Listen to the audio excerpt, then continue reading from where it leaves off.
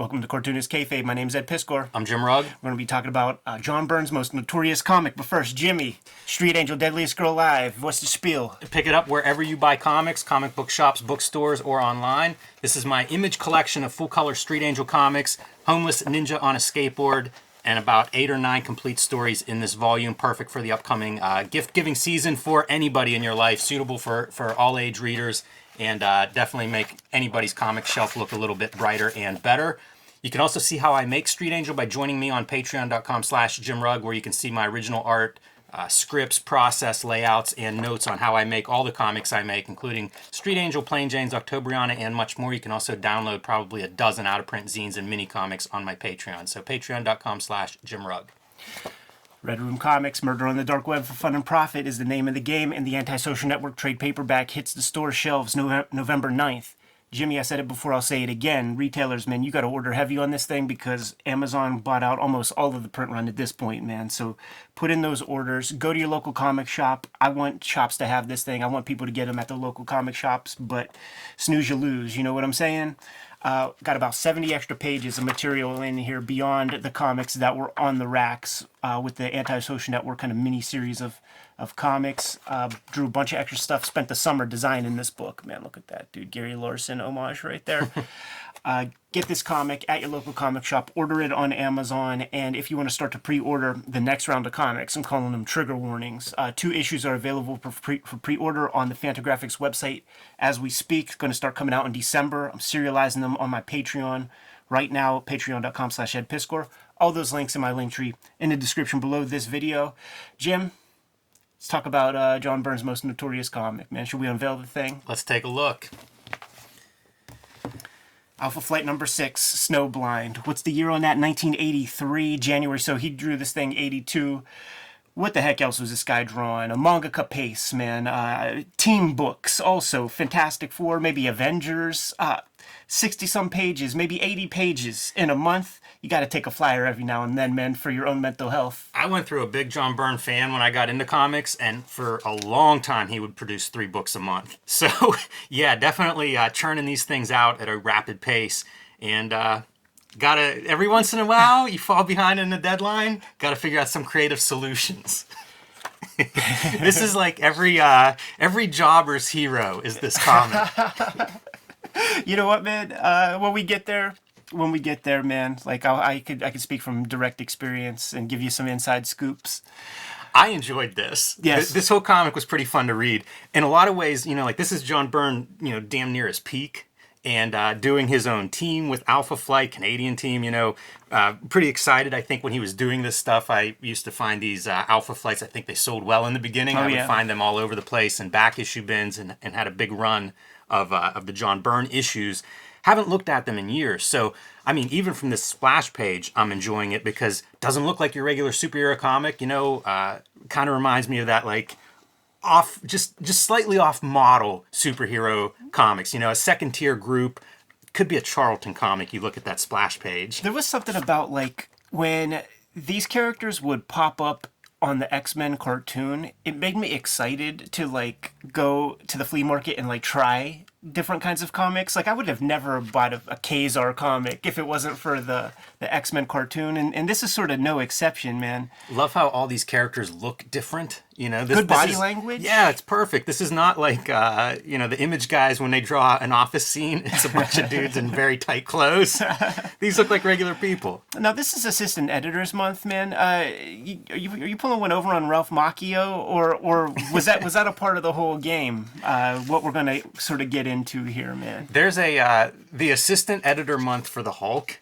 Ann Nocenti is kind of in a framing device, the assistant editor for that book at the time, and Banner comes into her office and transforms into the Hulk in front of her. It's so weird. All right, man. This is the civilian guise of Snowbird, our our Alpha Flight member, who we see on the cover here. She's getting put in the clink for some stuff that happened, presumably in Alpha Flight issue number 5. Yeah, from being absent from this military base for long stretches. Oh, she did a little AWOL gimmick. She's out alpha flighting. That is apparently not okay with the base's commanding officer. Yeah, it makes sense. He wants some answers, and she's not giving them to him. These dudes got a little oil an oil derrick happening, man. They drum up some stuff underneath the soil. I guess like in Alpha Flight #1. Doesn't that look like some kind of like kabuki sort of? It definitely guy? looks like he's wearing some sort of mask. I guess it was established in Alpha Flight #1 that there are 7 creatures of something or other, man. And that's a great thing to do when you're on a monthly schedule. It's a great trick, right? Mention that there are 7 deadly beasts. You have no idea who they are, but every 30 days is a new month, man. You at least know who 6 future villains will be. And here's our guy right here. Kolomak, I guess is what we'll call him.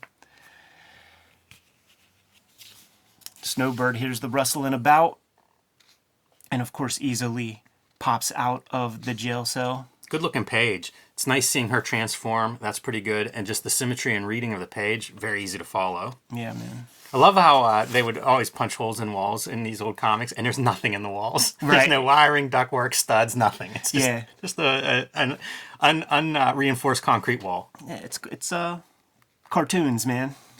Here's our Alan Moore transition, right? We got Snowbird doing a gimmick into Guardian. Another good-looking page. Reading this was kind of a revelation for me because I haven't looked at a Byrne comic in a while, and it's kind of fallen out of favor as an artist I like. But man, going back through this, he captured what I think of as like a superhero comic, especially from this era. Before comics became everything for adults or whatever. It just feels like this is the perfect mix of illustration styles for a monthly comic on newsprint. Looks really good to me. He's like one of those guys, you take a look at those original pages and you see that he grids out the panels that have like lots of perspectives. And that's something I was admiring a whole lot, man. Because you could run your grid and the sort of average kind of illustrator will turn it into that 6th grade perspective exercise looking piece of imagery, man. But he's got like some nice lived in spaces, man. We're going to bust his chops here in a minute for some shortcuts. But look at how great this is where it's like character and then some kind of scenic background. Character, scenic background. Scenic background, character, scenic background, character, scenic... like he's switching these camera angles every other panel. Like, it makes for a very jumpy... like you're reading at a pretty good pace going through these things. A lot of eye candy. Yeah, when you see stuff like this, you realize, like, this is a guy who's been working in color comics for a long time and realizes, like, you just don't... Color can do the trick sometimes. Totally. Man. Uh-oh. Starting to see a little white on the page, man. I also will see glimpses of Jim Lee, who obviously coming up in X-Men, John Byrne's going to be an influence. In like a panel like this, to me, I go, oh yeah, of course an influence on Jim Lee. And you'll see little glimpses here and there. Yeah, man. Our guy was drawing 60 pages this month, man. Maybe 80. You ready? Let's see what happens. Here we go. Here we go, baby. What happened to the art, Ed? Let me tell you something, man. On X-Men... Oh, you know what? Let me grab it real quick, actually. I feel like if I got this comic as a kid, I'd be drawing in those little... trying to fill in the panels. Yeah, man. Especially because there's a lot of, like, telling, not showing. Yes. Like, oh, I'm turning into an owl. If you're into lettering, these are some prime pages that we're going to be looking at. This is like a High Eisman Kubert School assignment. I remember doing this kind of assignment. But in the X-Men Grand Design Second Genesis book, I fought for an extra page in the book because if you took a look at the old Dave Cockrum issue where they go to that Emkron crystal place, there's that moment where the universe blinks out of existence. But the comic was 17 pages long, no real estate to show any kind of gravity to that blink out of existence. And it was like a very small panel on a very cluttered page. There was a John Byrne, like probably the first John Byrne issue, where they're kind of like recapping some of that earlier stuff. Similar deal, a super little blink, and the universe blinks out of existence in a very super tiny small panel. And I told my guys at Marvel, like, can I get an extra page? I won't pay me a lettering fee. You know what I'm saying? Like it would just have awesome storytelling flow to just have like blink, make it feel like the universe is blinking out of existence, and then have our guys slowly kind of like materialize back into reality. And they were like, Ed, we don't do that here. We can't pay you a lettering fee. We got to pay you for the whole kit and caboodle, man. So I got paid the same amount that I got paid to draw this. I got paid to draw this thing. And I bring that up because I think that's the deal. You know, Janice Chang was the letterer for that silent issue of G.I. Joe. She said she got her full rate. You know what I'm saying? These are the victory stories in corporate comics. Absolutely. Now, what we were saying, like, these caption boxes, they really do explain what would be going in here. It's almost like the margin notes or like the Stan Lee plot that he would give his artist or something like that. Like, you know, theater of the mind. I love it though. I love that the layout's very like this is a really fun sequence. Like you have something in mind there. And then of course all the lettering, the sound effects are just a blast. Yeah, totally. Now this is formal experimentation in the way of like you know, the Dan Clowes tampon in the teacup type formal experimentation, because we've seen other examples of this where it is used to great effect, but you have more silhouette.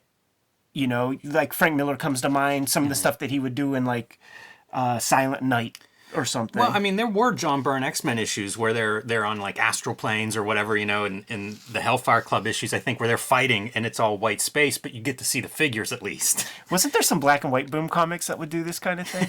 Probably. There was like 1 or 2 issues of something that was like, it's called Ants or something, and you would just see the dialogue bubbles everywhere.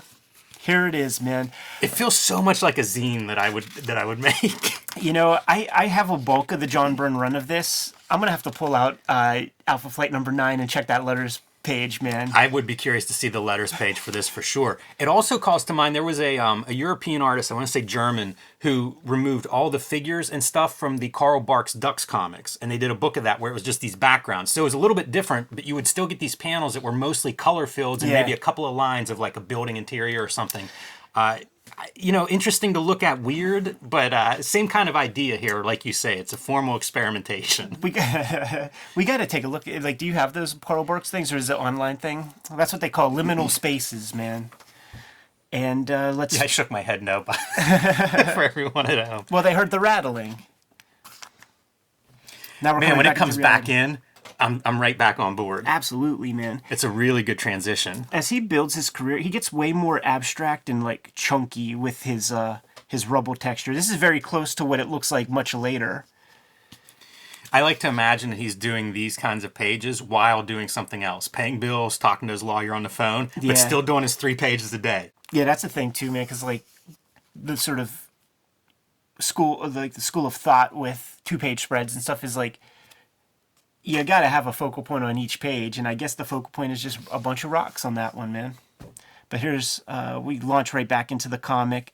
This actually, thanks to the lettering, is a really effective reading experience where, like, I didn't get jammed up at all because... It's a good point. Because, you know, you read here, and because the dialogue bubble is so low, you automatically, like, read this stuff rather than that panel right there. And this is almost like, this wing piece is almost a kind of a gutter, you know, panel border as well to separate this thought bubble from that dialogue bubble.